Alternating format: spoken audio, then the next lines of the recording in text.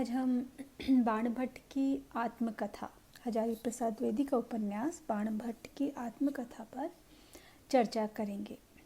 इससे पूर्व जो व्याख्यान हुआ उसमें हमने हजारी प्रसाद द्विवेदी के व्यक्तित्व कृतित्व की चर्चा की थी और इस पे हम बाणभट्ट की आत्मकथा की कथा वस्तु पर विचार करेंगे।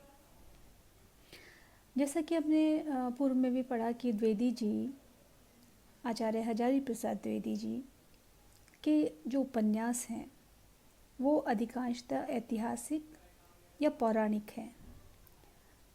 यद्यपि उन्होंने इतिहास या पुराण के तथ्यों का औपन्यासिक शैली में प्रस्तुतिकरण ही नहीं किया, उन्हें वर्तमान के संदर्भ में रचा है।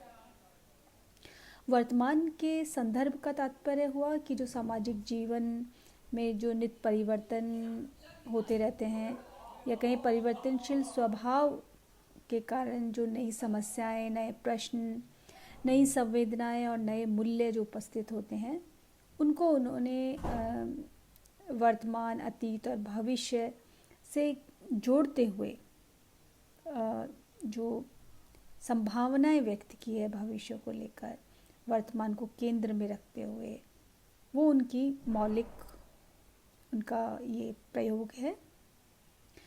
द्विवेदी जी मूलतः एक सर्जक हैं। सर्जक तथ्य से अनुशासित नहीं होता, उस पर आधारित होता है। वह सत्य से अनुशासित होता है। वह तथ्यों को परस्पर नियोजित कर उनसे ऐसी दुनिया रचता है जो उसके मन मुताबिक होती है।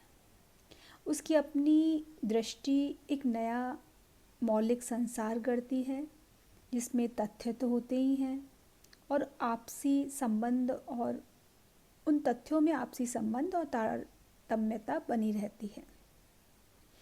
और इस बदलाव के कारण जो भिन्न भिन्न प्रभाव पैदा होते हैं उन्हें वह प्रभावी रूप से व्यक्त करता चलता है। आचार्य हजारी प्रसाद द्विवेदी मानववादी रचनाकार हैं। वे अपने समय की तमाम चिंताओं से गुजरते हुए एक ऐसे संसार की सृष्टि करते हैं जिसमें परिवर्तनशीलता, शोषित, लांछित और अभावग्रस्त समाज और व्यक्ति की पीड़ा को रेखांकित करते चलते हैं। और इस रेखांकित करती हुई उनकी जो एक इसमें वो एक नई जागृति की सूचना देते हैं और उसकी अस्मिता के महत्व की ओर समाज का ध्यान खींचते हैं, पाठक का ध्यान खींचते हैं। द्विवेदी जी मानववादी कथाकार हैं और उनका जो मानववादी रूप है वो ठोस परिस्थितियों से पैदा होता है। वह अनेक विषम परिस्थितियों के साथ मनुष्य की जो टकराहट है, वेदना है, विषमता है, उसे व्यक्त करता चलता है। और द्विवेदी जी ने अपने उपन्यासों में जिस समय की कथा वस्तु को लिया है वो उस समय के समाज की विविध परिवेशों का विधान करती है। उनकी टकराहट में से ही मानववादी पात्र निकलते हैं और अपनी आब बिखेरते हैं। बाणभट्ट की आत्मकथा द्विवेदी जी का पहला और अत्यंत प्रभावशाली उपन्यास है। यह द्विवेदी जी के औपन्यासिक व्यक्तित्व की कहें वास्तविक पहचान है। उपन्यास के नाम से ही ज्ञात है कि यह बाणभट्ट की आत्मकथा है। अब हम इसके बाणभट्ट की आत्मकथा की कथा वस्तु पर जब हम बात करें तो हमें ये इसके नाम से ऐसा लगता है कि बाणभट्ट की आत्मकथा है। वास्तव में बाणभट्ट की आत्मकथा नहीं, यह उसके समय की कथा है। बाणभट्ट आत्मरति प्रधान पात्रों की तरह अपने में डूबकर केवल अपने जीवन की तथ्यों की तथा अपनी आंतरिक दुनिया की कहानी नहीं कहता, वह तो अपने समय की और उसके माध्यम से शोषक समाज से संघर्ष करते हुए जो अभिशप्त लोगों की कथा कहता है। वह केंद्रीय सूत्र के रूप में या कहे मूल कथा बाणभट्ट और भट्टिनी तथा न्यूनिया के बीच तनी है। 3 प्रमुख पात्र हैं, बाणभट्ट, भट्टिनी और न्यूनिया। ये तीनों पात्र मनोवैज्ञानिक स्तर पर परस्पर तनी हुई अपनी बाहरी दुनिया से जो इनकी टकराहट चलती है, भीतर भीतर जो इनके भीतर जो भावों का उमड़न चलता है और बाहर से टकराकर स्वयं को रचते हैं, और सघन रूप में जो भीतर भावधारा बहती रहती है वो बाहरी दुनिया की भी परतें खोलती है और उसे प्रभावित करती चलती है। इसलिए हम देखते हैं कि इन पात्रों में, इन प्रमुख पात्रों में इनका जो तनाव है वो हमें पात्रों से परिवेश का भी दिखाई देता है, और पात्रों की पारस्परिक मानसिकता भी इस कथा में व्यक्त होती चलती है। इसमें मानसिकता में हम देखते हैं कि व्यक्ति का व्यक्ति से तनाव और उसका स्वयं अपने से भी तनाव हमें दिखाई देता है।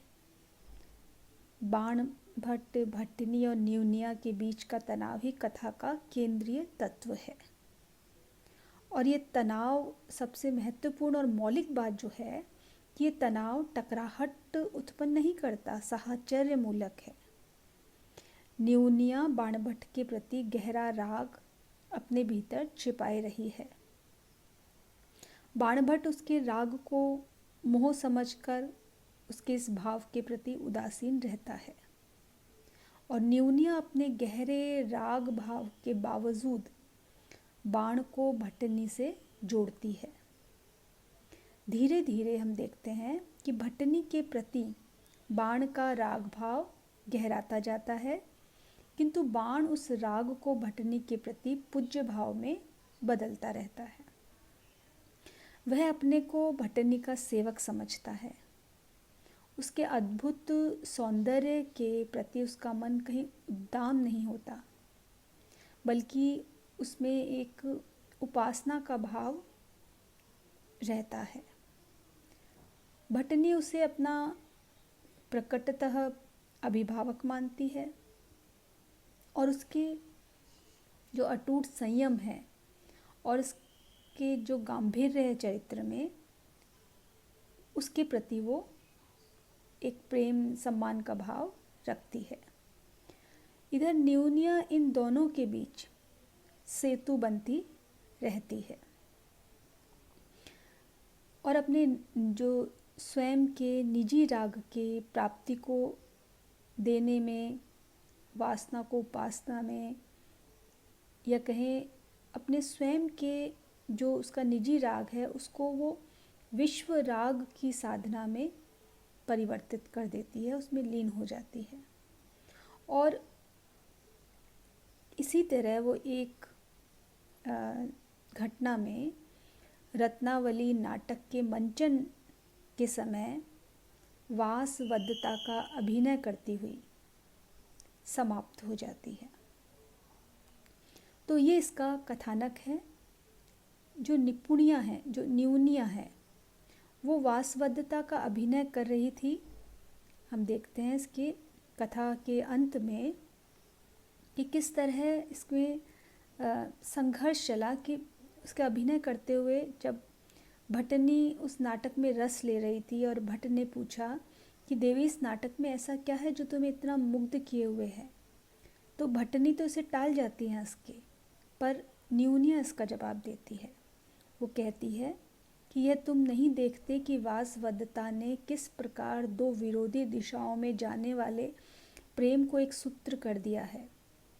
प्रेम एक और अवियोग्य है, उसे केवल ईर्ष्या और असूया ही विभाजित करके छोटा कर देते हैं। तो ये प्रेम का जो इतना गहरा सूक्ष्म विस्तृत रूप हजारी जी प्रसाद द्विवेदी जी ने दिया है वो अपने आप में अद्भुत है। बाणभट्ट इस नाटक के बाद पश्चाताप की मुद्रा में सोचता है कि वासवदता की भूमिका में निपुणिका ने तो उन्माद बरसा दिया। उसके हर्ष, शोक, प्रेम के अभिनय में वास्तविकता थी। मैं हतभाग्य बराबर उसे अभिनय ही समझता रहा, पर वह अभिनय से कहीं अधिक था, भिन्न था वह। वास्तव में निपुणिका ने अपने को ही खोल कर रख दिया। अंतिम दृश्य में जब वह रत्नावली का हाथ मेरे हाथ में देने लगी तो सचमुच विचलित हो गई। वह सिर से पैर तक सिहर गई। उसके शरीर की एक एक शिरा शिथिल हो गई। भरत वाक्य समाप्त होते होते वह धरती पर लौट गई। नागरजन जब साधु साधु की आनंद ध्वनि से दिगंत कंपा रहे थे, उस समय जब निका के अंतराल में निपुणिका के प्राण निकल रहे थे।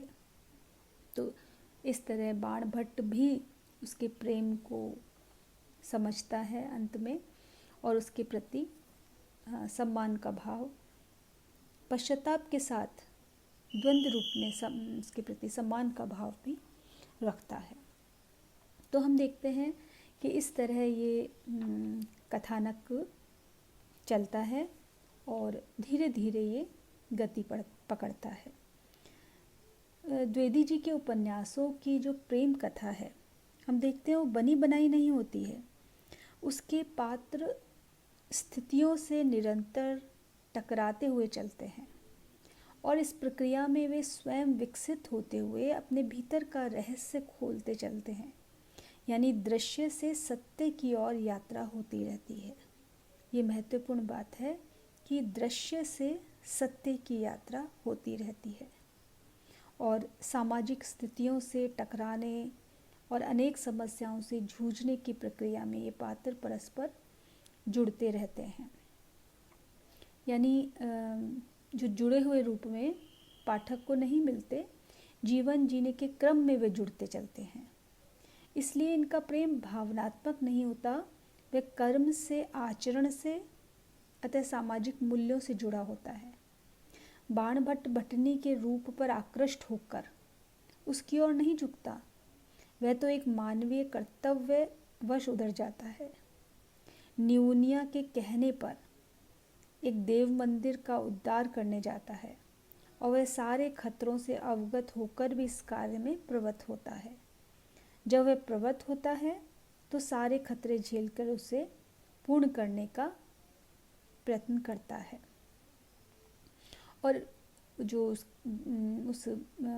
कहें कि देव मंदिर में वो जब भटनी से मिलता है तो वो एक देव मंदिर जैसी स्त्री को बंदी बनाने के दोष में राजकुल के विरुद्ध उसके मन में आक्रोश और घृणा का भाव पैदा होता है और उस स्त्री के प्रति, भटनी के प्रति उसके भीतर प्रेम भाव पैदा होता है।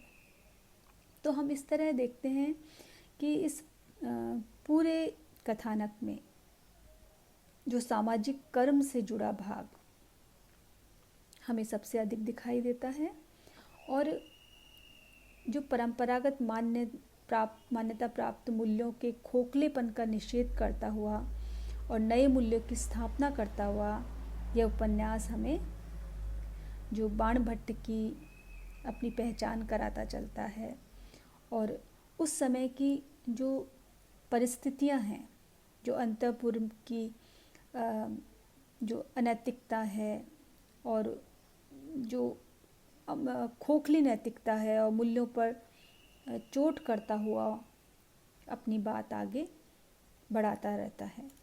और ये कथानक तत्कालीन समाज की जो दूषित वृत्तियां हैं उन पर भी अपनी कहें कि लेखनी की धार में उसे उद्घाटित करता चलता है।